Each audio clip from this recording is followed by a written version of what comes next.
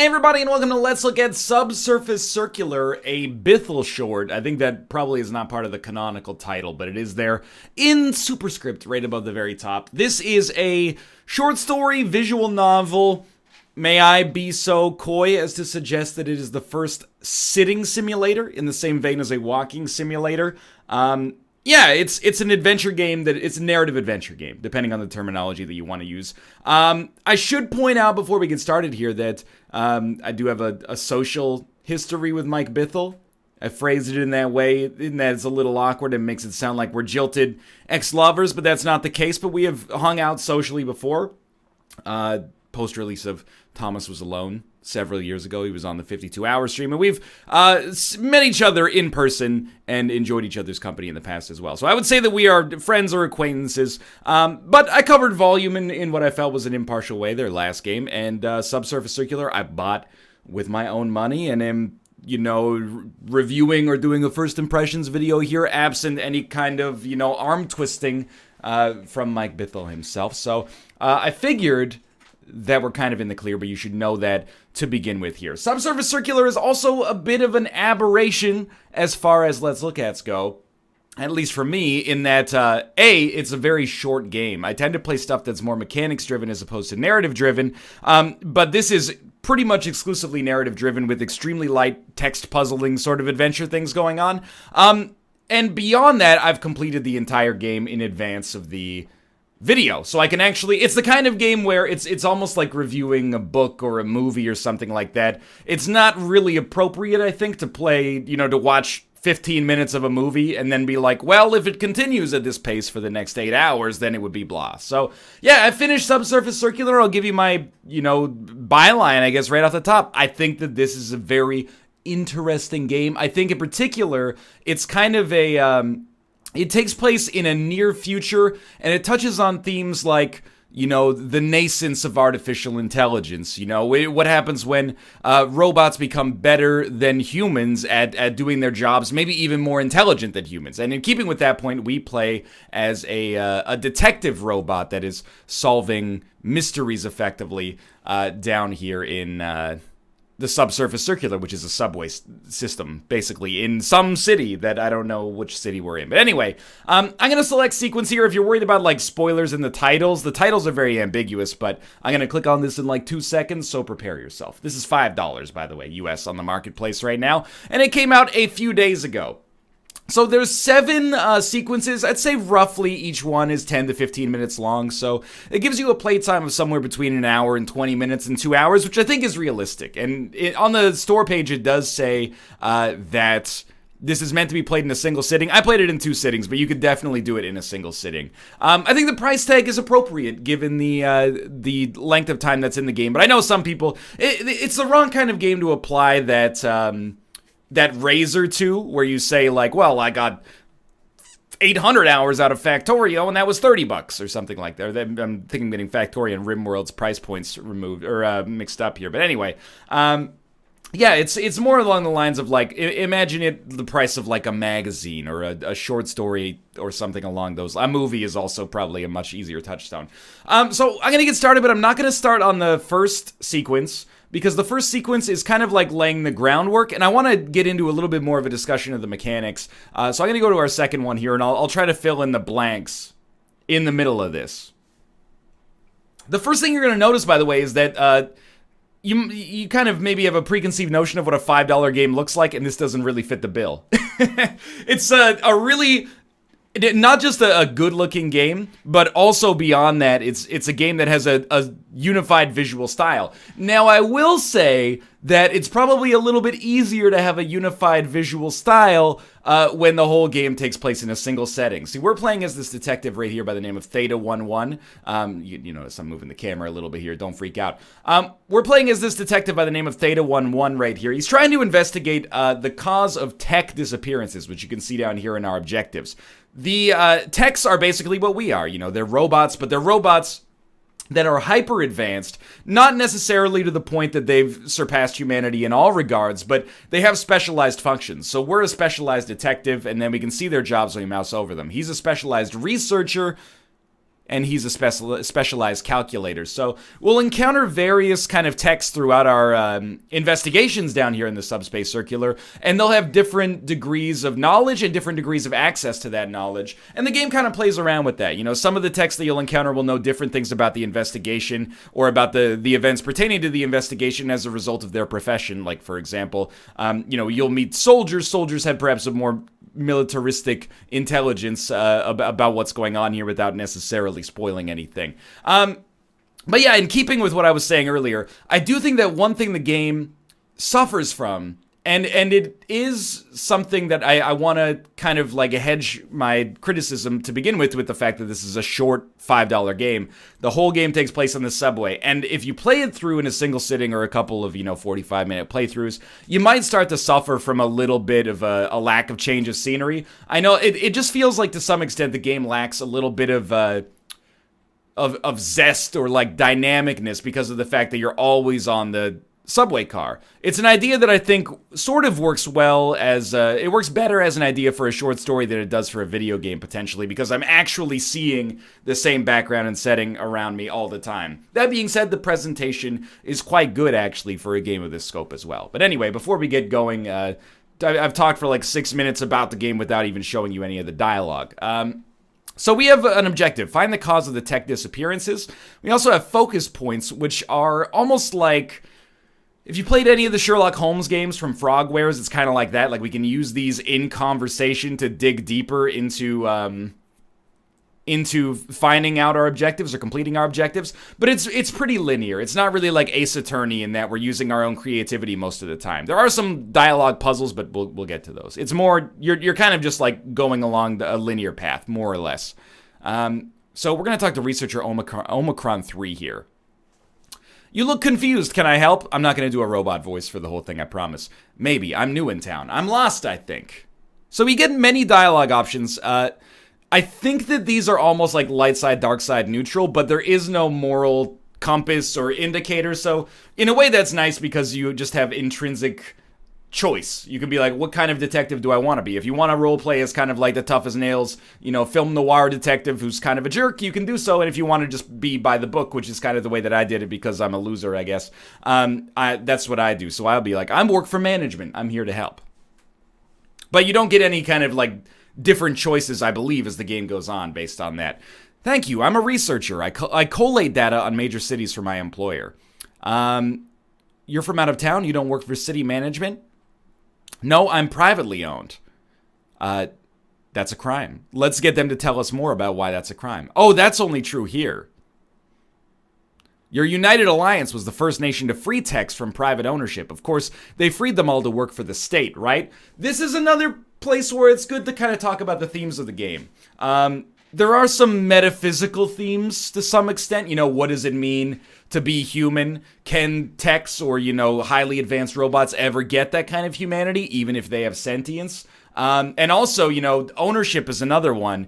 In this case, like, in the city that we're in, I guess the United Alliance is the country at least, techs cannot be free. They're always owned by somebody instead of running around haywire or at least beholden to their own interests. So it's like a mishmash of like near future tropes, like automation becomes important, and particularly from a robot standpoint here, it's like, well, when your job is no longer necessary as a robot, like what is your identity then when as a robot you're literally denoted by your job? Anyway, we'll get into that as we go.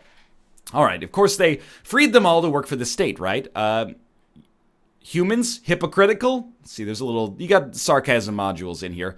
Better to work towards a greater good than to be owned? Sure, let's say that. Maybe. I'm just lucky enough to combine the two. You've got all the information you need? I haven't managed to download transportation maps. How many stops is it till basic source? We're going clockwise, right? So this is a good example of the kind of dialogue puzzles that happen in Subsurface Circular, which I keep wanting to call the Subspace Emissary accidentally. But again, we're kind of trapped on this subway car as it goes around. We're beholden to it. We cannot leave. A couple of times we have puzzles like this that are like, hey, how many stops is it till basic source? Okay, well, we're at the next station is finite instance. Finite instances right here. How many stops till basic source? 1, 2, 3, 4, 5, 6, 7, 8, 9, 10, 11, 12. It is 12 stops till basic source. Is it 12? Thank you.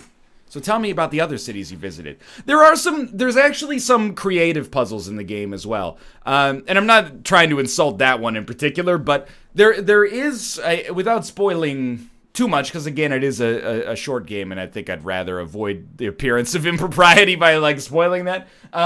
There's some more creative puzzles that take place over the course of the game. The bulk of them are, give this person the information that they want to help you progress towards your objective. But there are, like, some of them they feel a little bit shoehorned in. Like, there's one that's a legitimate brain teaser where I got out a pen and paper and made, like, a logical matrix to figure it out. But there are some more ones that are abstract as well, like, that have elements with everybody in the train car, and you've got to perhaps manipulate one tech to get an answer out of another, etc., etc.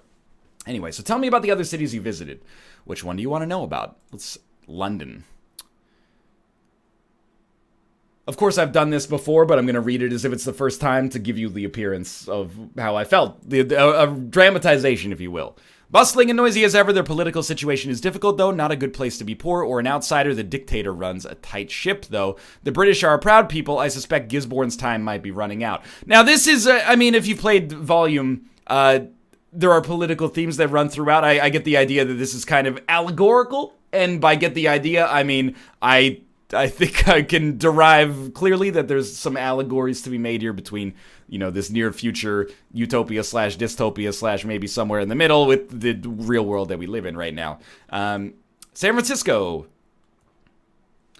Little studio apartments, $2,200 a month, but beautiful place. Not a lot of text there, but a great concentration of human wealth. They say you can see the server fields from space. America at large has shrunk in power since the fuel drought, but those programmers really dug in. And what about Mumbai?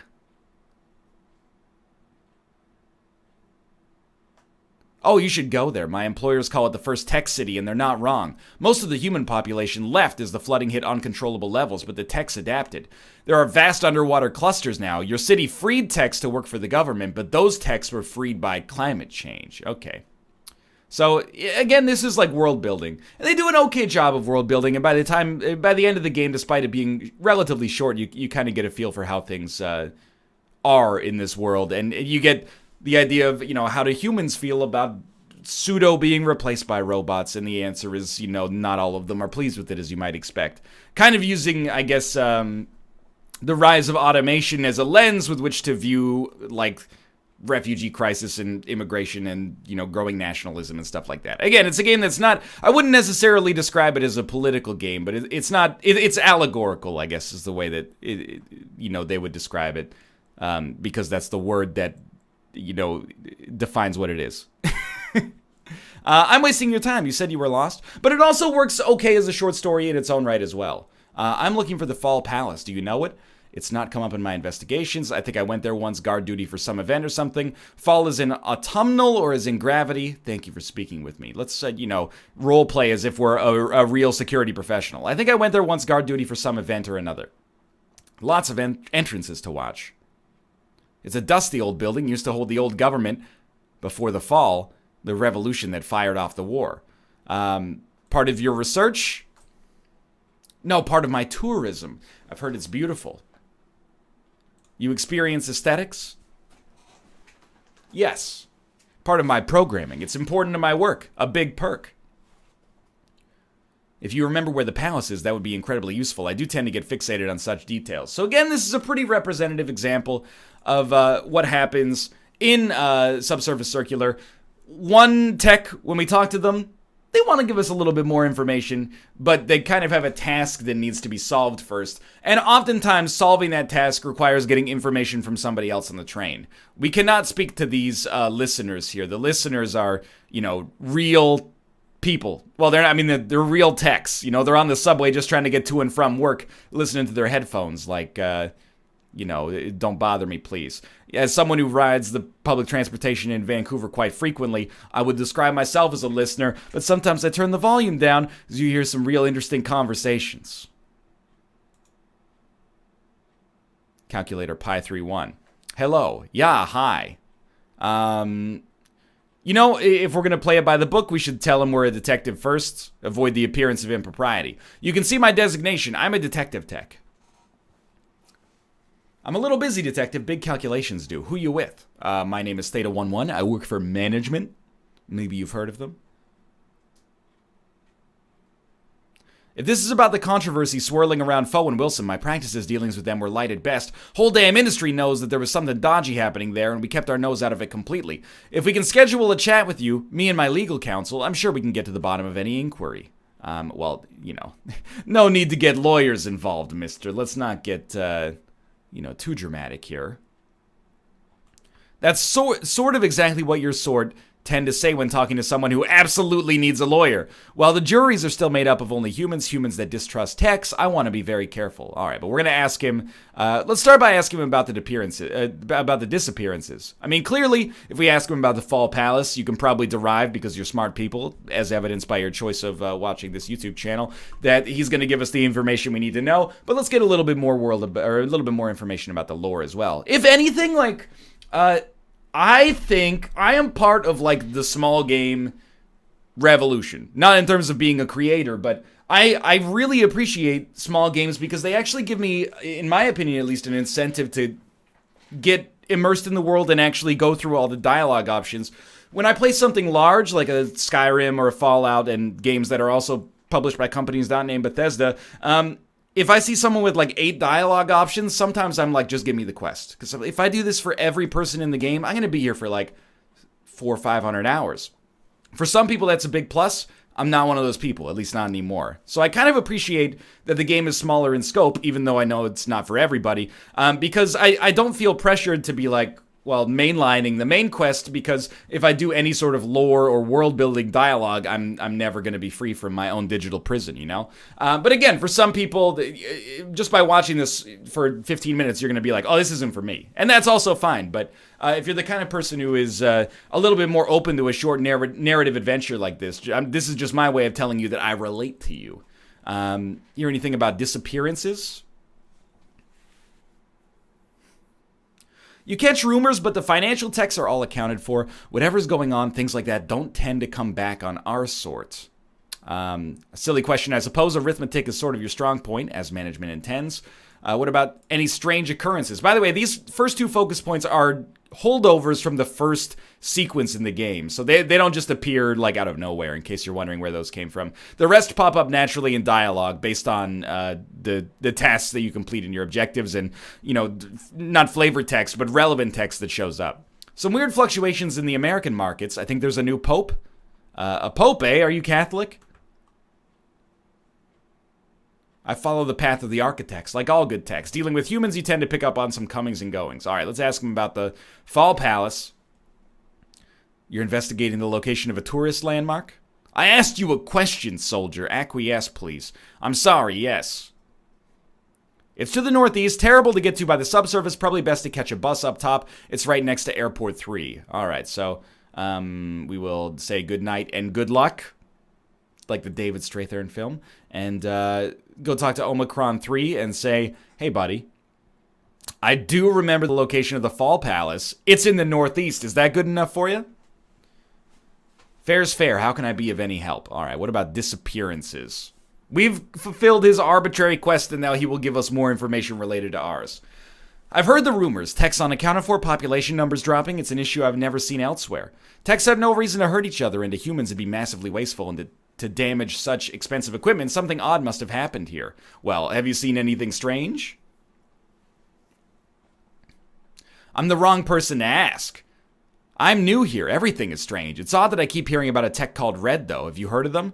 Well, I mean, yes, because I've played through the entire story before, so I've exhausted these dialogue options. But let's say yes, whispers. You're law enforcement. Chances are techs don't want to talk to you directly about such things, but I've heard the name, sometimes positively, sometimes not. Well, why don't you tell me more about him, Mr. Suspicious? I already told you everything I know. All right, well. Do the humans seem unhappy to you? In my experience, unhappiness is a part of all human culture. Walking around topside, it seems like there are no more or less unhappy people than elsewhere. That said, I've stuck mainly to the tourist traps, so take my perspective with a large pinch of salt. Now, I don't know what you're trying to say here. Are people that are on tour happier because they're on vacation, or perhaps more stressed out because they're in an unfamiliar environment? I think it could go one way or the other, but either way, thank you for speaking with me. So we're probably coming fairly close to the end of this chapter. This is a little bit of a lighter chapter, but I think this actually is a pretty representative chapter without being spoilery for what happens over the course of Subsurface Circular. The biggest criticism that I can give about the game, and this is coming from a genuine place that I think you should pay attention to, it is more or less a book. Well, it was like literally the end of the chapter. But I do like the atmosphere, dude. The music is like not quite Blade Runner, but like John Carpenter's The Thing soundtrack, or score rather.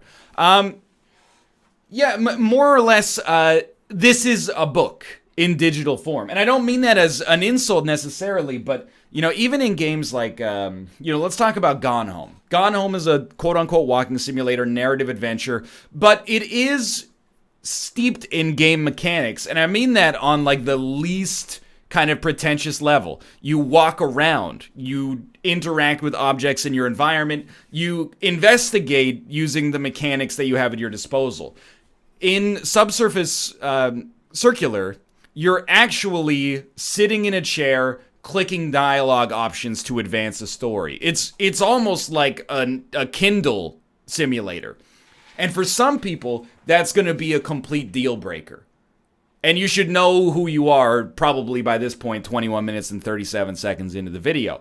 For those of you who that does not perturb, and I will admit, it perturbed me a little bit. There was, when I hit like chapter 5, chapter 4, I was kind of like, I hope at some point this game makes you leave the train. And I don't even want to like walk around necessarily. I just want to see something that kind of breaks up the monotony of being in this train over and over. However, again, I'm not going to spoil anything, but all I'm going to say is get used to the train, because you'll be spending your time here. However, it benefits from being short, and I want to make that clear as well. If you're the kind of person who's not open to experiences like this, or has tried them in the past and they're not for you, that's completely fine as well. I hope you've enjoyed the video, and at least got some awareness of the game. If you're the kind of person who is open to these sort of experiences, I think that there's a good story at play here.